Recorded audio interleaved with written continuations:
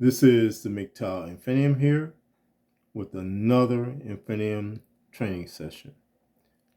This Infinium training session is entitled, What Do Your Duty Really Means?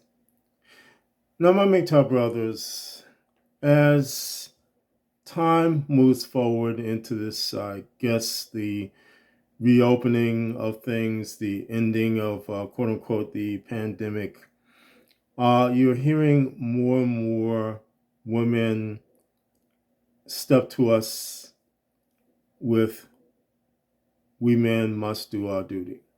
You're hearing the beta simps also saying that those men who are MGTOWs are not doing their duties, they are shirking, they are this and that, whatever. But my MGTOW brothers, I want to give you two examples of what do your duty really means. Where these women are coming from, where these beta simps, cucks, or whatever, where they're coming from when they say these things to us, when they step to us and say these things to us. The first example is this. A few days ago, I was getting my car inspected and had to go to the dealership really early because the inspections are free and they are first come, first serve. So I usually get out there very early in the morning to get my car inspected, which that's another story in itself. But moving on, as I got into the dealership, I was there sipping on a cup of coffee, just waiting for my car to be inspected. I observed a young white couple come into the dealership and sit on the opposite side of me in the bench seats that were on the opposite side of me. The woman was pregnant, and it was obvious that her dude was doing his duty in terms of procreating, in terms of being married and whatever, and bringing forth a child into this universe. But I observed this with the woman he was with, and mind you, again, she was pregnant, and again, apparently, the dude was doing his duty. But whenever he would leave her side to go and check on something, the woman would immediately start looking around and attempting to scan and read other men in the dealership. And at one point, when the dude came back to her side, they began having a disagreement over something or whatever. And the woman's in a bitch emerged, in which I have to stop here and define that there are two types of in a bitch emergences. One is the raging type. It is where the woman's in a bitch comes out and she is raging, screaming, and yelling and whatever, insulting the man, whatever. And there is the nice in a bitch emergence where the woman remains calm. And what she does in her calmness is push the buttons of the man she is with. And so this woman, again, she had an inner bitch emergence, but it was of the calm type. And it was so much so that it caused the dude that was with her to walk away in a huff, leaving her again free to scan other men in the dealership. And again, he came back to her eventually, they made up, so to speak. But the dude had no idea as to what happened to him or what was happening to him in general. Let's go through a few things here, some takeaways here. Number one,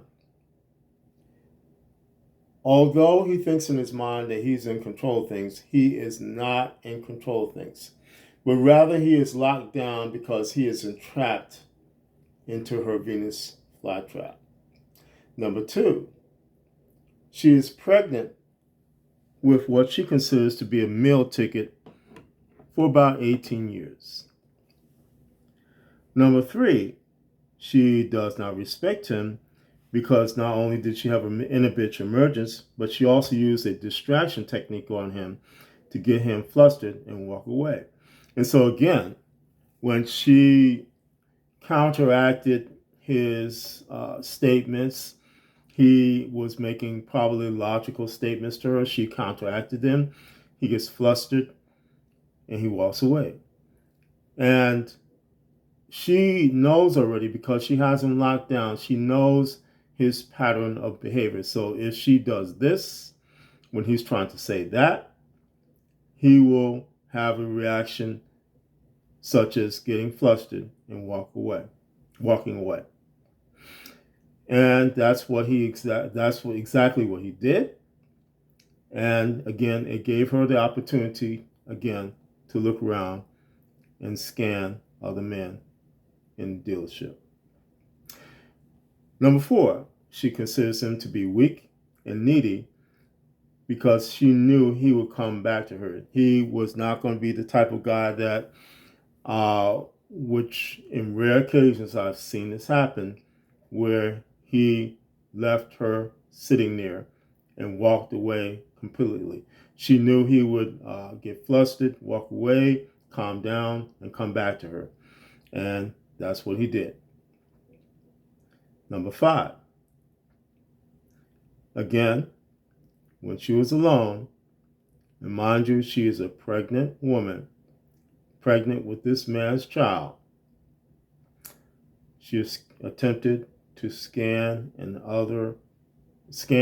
read other men who were in the dealership, which, in my opinion, that is despicable because she has no business doing so.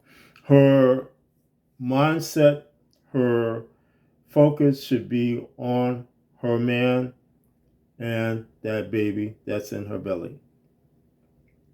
Number six, like other men who are in this situation, it is only his time with her. It is not a relationship which will last. So he is looking at anything from being on the hook for raising that kid, or in a situation where he gets divorce raped, he is in a child support situation, which could mean if he fails to pay, fails to put up, he could go to jail. So in this example, this is 6 things that women expect of us men in terms of doing our duty. Now, again, what happened in the dealership caused me to consider what women want when they want us to step up to the plate, so to speak, what they expect of us when they step to us and say, do our duty. And this is another example of a dude, the second example of a dude who I'm aware of, who married a single mother, who had kids by 2 prior dudes. The third dude had 2 more kids by the woman he married, the single mother he married.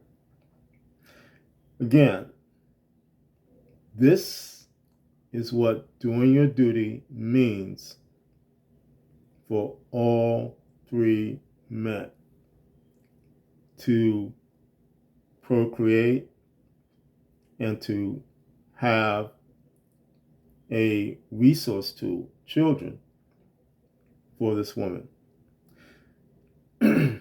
But let's go through another few takeaways from this woman who's been married to 3 men. Number one, all 3 men are on the hook for support for these children for about 18 years. As well, the third dude, should he wind up in divorce court being raped financially, he will be on the hook for 4 kids, depending on what happens with the proceedings. So he, as well as the 2 prior dudes, would have to pay full support or partial support, and all 3 dudes could wind up in jail because of non-payment. Number 2, should the marriage last, and it's unlikely given the history, the third dude is on the hook for support for 4 kids plus his wife. That's a lot of money, my brothers. Number 3, is an automatic guarantee that the third dude will be destroyed by his wife, her mother, her grandmother, if he gets out of line, if he does something like, honey, I don't want you to do this, she doesn't like that, and big argument ensues, he winds up in jail, he winds up being pounded by all 3 women involved in the situation, because all 3 women have control in his marriage. He does not have control.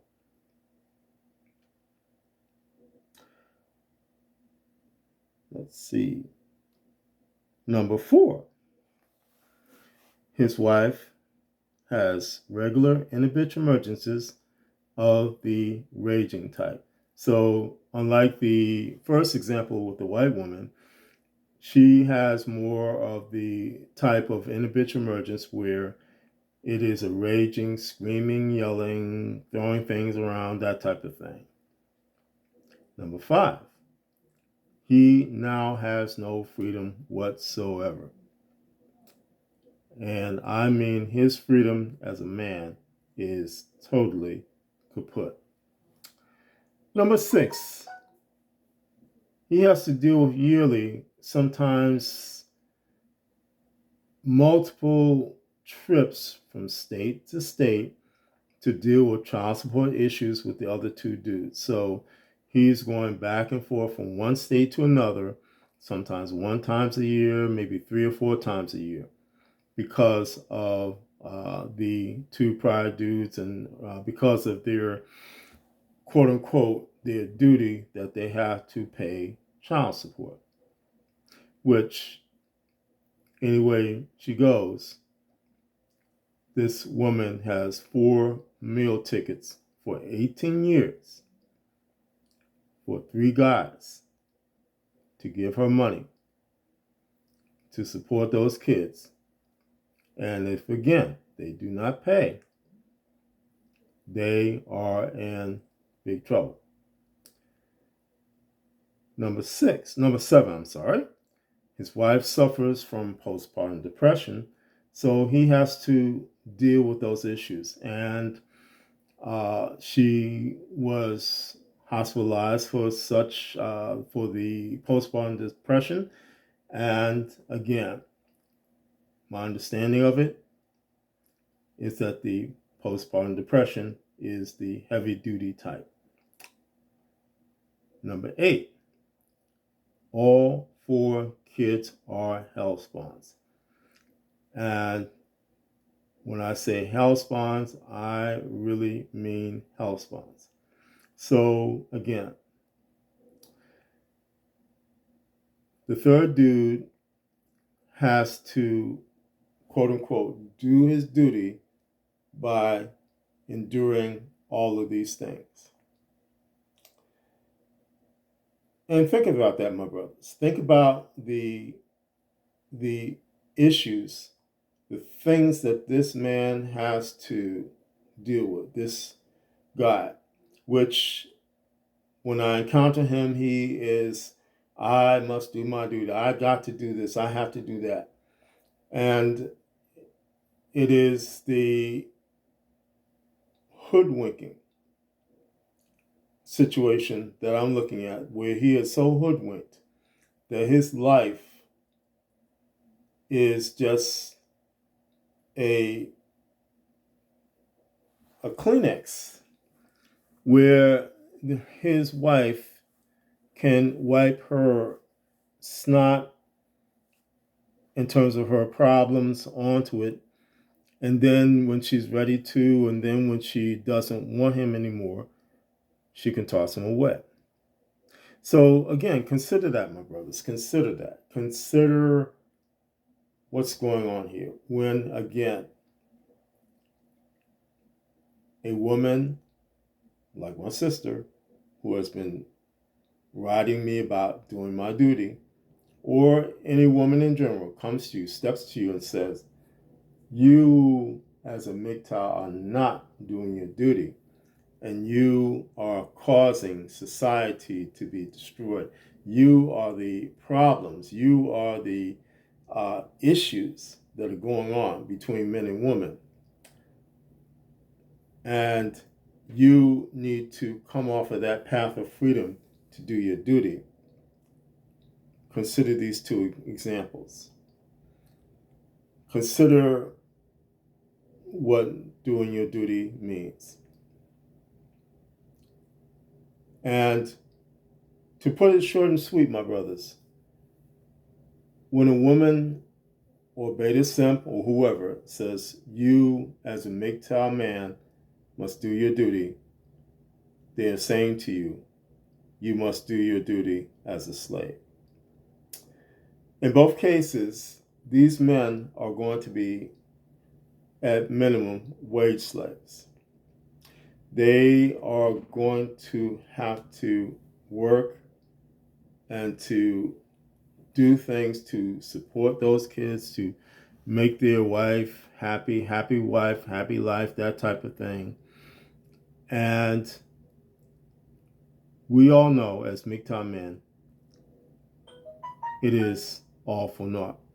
We know that hypergamy may kick in, any type of situation may kick in. She may wake up one day and say, I don't want you anymore, and you're out.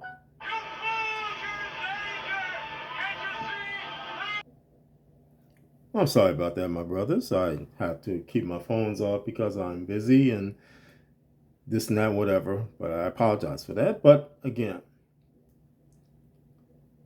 this is what's going on. I was looking at Casual Bachelor, and he had I guess, a beta simp on there. And he was going on about the usual MGTOWism movement, and all MGTOW men are just messed up because they won't do their duty. Again, this is what this beta simp was talking about. This is what he was saying is a noble thing, to be a slave. This is what he was saying. It was not about being who you are as a man and being what you are as a man and being free and being able to self-govern in your life, so being able to have dominance in a relationship as you should as a man, is about being a slave. Again, these two men will be wage slaves at minimum. At maximum, they could be slaves in terms of being imprisoned, physically imprisoned, in terms of having their income taken away from them, in terms of being in a situation where they're being divorced rate, like the second one, and he is now on the hook for 4 kids, and the court will do something drastic.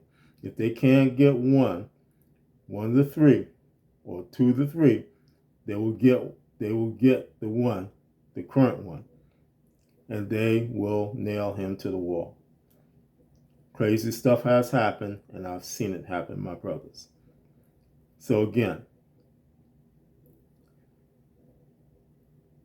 don't consider the words of a woman who steps to you and says, you must do your duty, or a simp, or a beta male, or a cuck, or whoever, mangina, whoever, and says that you, as a MGTOW man, is a failure because you are not doing your duty. In reality, my MGTOW brothers, you are the ones who are successful. I've said this time and time again. You're doing something that many simps, many women,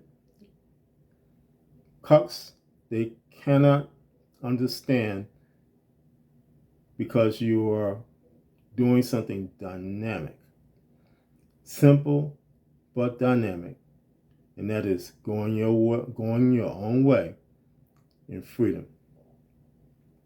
And I've said to you before that your freedom, your peace, your sanctity, your resources, having full access to your resources with no other hands in your resources, no other hands on your wallet, has an incalculable price to it. My MGTOW brothers, again, consider again what doing your duty, what it really means when it's coming from the feminist plantation state.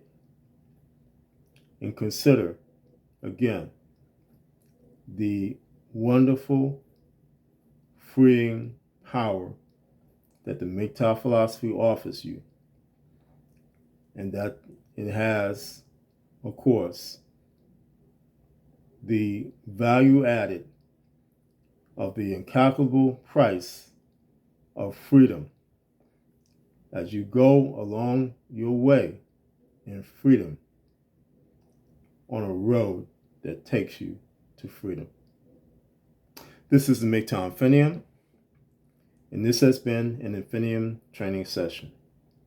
My MGTOW brothers, now more than ever, stay safe, stay strong, stay on the MGTOW path, and remember, MGTOW is the liberation of men's minds. MGTOW cannot and will not be stopped.